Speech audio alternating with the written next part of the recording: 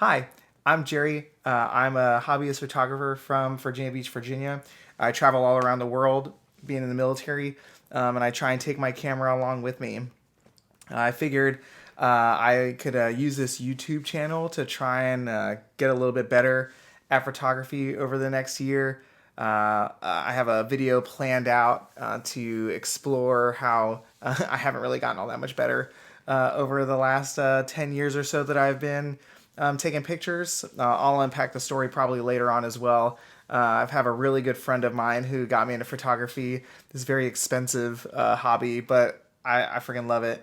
I figured I'd start just to maybe help some people understand how what kind of gear I use when I go out there, and maybe how I got to the first video that I posted, which was unboxing my Nikon ZF that I just bought a couple months ago as a gift to myself. But just to get started, to help you guys see what I've used over the years, I started out back in 2013. Michelle, my friend, is the one who got me into it. I followed her around. She had a Nikon D700. I was super jealous and obsessed with her camera and the pictures she was able to get out of it. I started off very humbly with this really neat Nikon Coolpix camera. I think it's what is the like number on it? S9500 Coolpix. Super cool camera. It was super lightweight, easy for me to take on deployments. Pretty good image quality, I think, back then. But I think the thing that frustrated me the most was when I started, I just didn't have the control that I saw Michelle have. So I very quickly, after getting this camera and took it on a deployment or so, upgraded to this camera. I love this camera. This is the Olympus OMD EM5. I got it as soon as it came out back in, I want to say it was 2013 time period. Had to have been around the same time. But when they dropped this, they really hyped it up that it was the first mirrorless camera from the company that was interchangeable lens. And this looked exactly like what Michelle was doing with her D700. But it was so much smaller, and it intrigued me that it was different than anything else that was coming out. And it was relatively affordable compared to the other cameras, especially buying a D700 back that time. So I picked this up, and this really caught me the bug for photography. It had all of the capability wrapped up that you normally saw in a DSLR, but in a really cool retro looking package. I fell in love with this camera. And I'll spend another video going into my lenses. That is a whole nother affair. But this camera, I think one of the things I fell in love with the most was it had this setting called live bulb mode, I think, or live time mode. I'll have to double check. But watching my pictures layer onto each other and build real time as I kept the shutter open, that just tickled me. I was super into it, super caught on, and you'll see as I go through and show you guys my portfolio over time. I love night photography. I love long exposure photography. That's really where my passion lies. And so this camera really opened that door for me. Fell in love with it. And if you guys want me to deep dive any of these cameras as I go through it, you just let me know, and I'll hop on and do a deep dive from my perspective. There's a lot of technical YouTube channels that I would love to dive into the technical pieces of each of the cameras, and I can totally do that if you guys want to, but I don't want to bore you, and other channels do it way better. But I'd love to go from the perspective of me using them as I was on my travels and in the different countries and 7 different scenarios.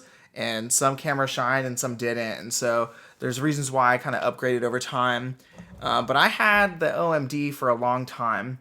And it was my main camera for a couple years. And then when I moved to Japan, I got there around 2014. And I think a year into there, I spent a lot of time with my EM5. But then they dropped the D750. And this was the first chance I got at an affordable full frame camera that was in my budget at the time. And I had still been longing to have the same look in my images that Michelle had in her D700. And I had achieved some images with my EM5 that had that character to it, but there was something about full frame that was pulling on me, and I knew that my low light did not hold a candle to Michelle's with her D700, because she and I have gone on a lot of photography walks together, testing out both of our cameras as we bought different stuff. But so I got my hands on a D750, and back in Japan, the conversion rate was really good, so I got a great deal on the D750. I think I got it with the kit lens first, and immediately got the 50 f1.4 to try and get my pictures to look just that full frame goodness. And once I got the 50 mil, and I got a 20 mil f1.8 on the books too, and then I got a used 70 to 200 at one of the used camera stores in Japan. I just was infatuated with what you could get out of the D750, and I learned so much. So when in the EM5, I learned a lot of night photography and long exposure photography, but with the D750, I started learning a whole lot more about traditional landscape photography. I dove head first into astrophotography. And then I just beat the crap out of this camera on so many deployments as a public affairs officer on board a ship. I just put it through the ringer. I broke it on a ride on the rib on the ship, trying to get great photos. And so, workhorse of a camera. This is actually a replaced one. The original one that was damaged, I ended up selling away for parts. This is the one that works now. I don't think I'll ever get rid of this one. It just stuck with me for so long. I'm not going to get rid of any of these. I have a weird sentimental value with my kit. So, EM5, D750, and the old Coolpix, I had those for a while. And then I moved back to Japan again for the second time around. And I stuck with my D750 for a minute. And then Nikon dropped the ZFC. And that's what I'm filming you guys on right now. Or filming you guys filming me on right now for you guys. And it had the retro styling that the OMD had, that I loved the silver black coloring. And that immediately got me. But the fact that it was a crop sensor really intrigued me, because I had never had a Nikon crop sensor, and combining that with my D750 would be great.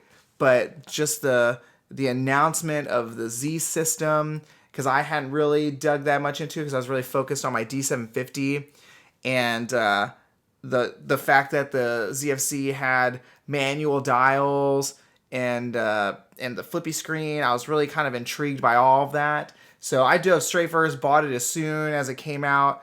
Once again, got a great deal because the exchange rate, and bought some super cheap lenses. I think this is the first time I got exposed to the TT Artisan, 7 Artisan Chinese market of cheap lenses, which was really nice for the ZFC. I wasn't really trying to spend a whole lot of money. I just really wanted to dip my toe into the Z system.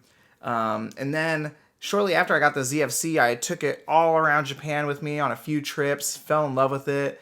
But then Nikon announced really quickly after announcing the Mark IIs of the Z6 and Z7 that they were going to discontinue the Z7. And I was like, oh man, I've got to get my hands on a Z7 before they stop adding software support to it, or they the used market goes up really crazy. So I found a really great used Z7 on Amazon out in Japan for about $1,200.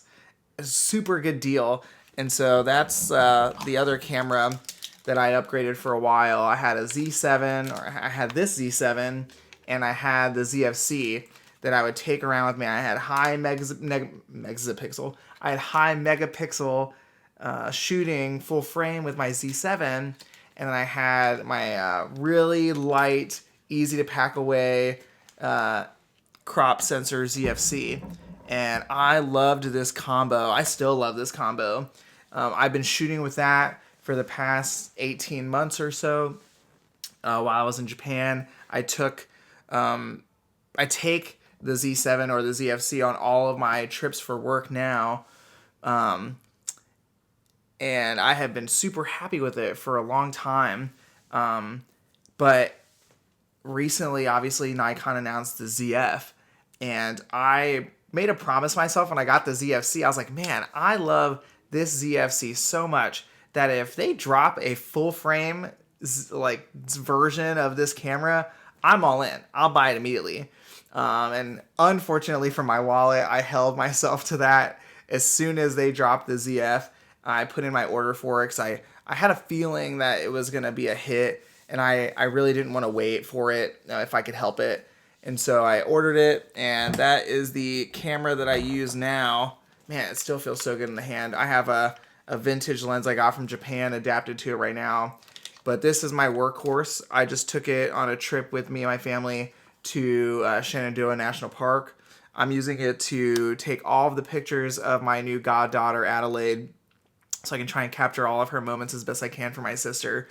But yeah, this camera is incredible. So I hope to use this channel to document as I learn about this new camera, because it's just got so much more technology than the Z7 and the ZFC have.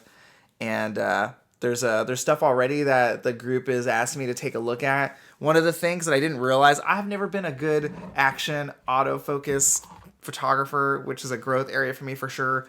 But apparently my D750 has 3D tracking. Never really used it that much. That's never been like my photography genre that I've been inspired to shoot. But I'm super interested now to try it out, since apparently they brought back 3D tracking for the ZF. So I'll give that a try at some point in the future. But those are my cameras. I love all of the systems that I've been a part of. I think mostly I'm an Olympus Micro Four Thirds shooter and Nikon, FZ mount shooter. I love those combos. I use them for different things. I have a really beat up old used OMD M1 that I use because this EM5, if I do a review for you guys, if you guys want, I'll walk you through it, but she's been through it. Not good for not reliable for a trip anymore. I don't think the viewfinder's jacked up, but I still like the lightweight and beautiful picture, the lightweight package that the OMD system gives, and the beautiful pictures that the lenses give. So I brought that on a family trip to Singapore and the Philippines. That was super easy to take, and I wasn't worried if someone stole it from me or if I lost it or if it broke on the trip, like I might be for my Z cameras. But I love the combo of those, and then being able to pull out the big guns when I need them, whether it's high megapixel with the Z7 or another lightweight combo package like with the ZF or ZFC, if I want to go for the vintage feel or get that very tangible, tactile shooting experience walking out and about. Yep, those are all my digital cameras. I have a bunch of film cameras. I'll do another video for those another day. Each one of my film cameras has a little bit of a story as I acquired them. But yeah, that's how I shoot and the gear that I shoot with. And I'll spend a couple more videos walking through some more detailed info through those. And if you guys have any questions, or if you're curious about any of these cameras and you want me to deep dive them, we can totally do that. But otherwise, thanks so much for joining in, and I look forward to more videos with you guys as I grow in this next year in photography. All right, see you later.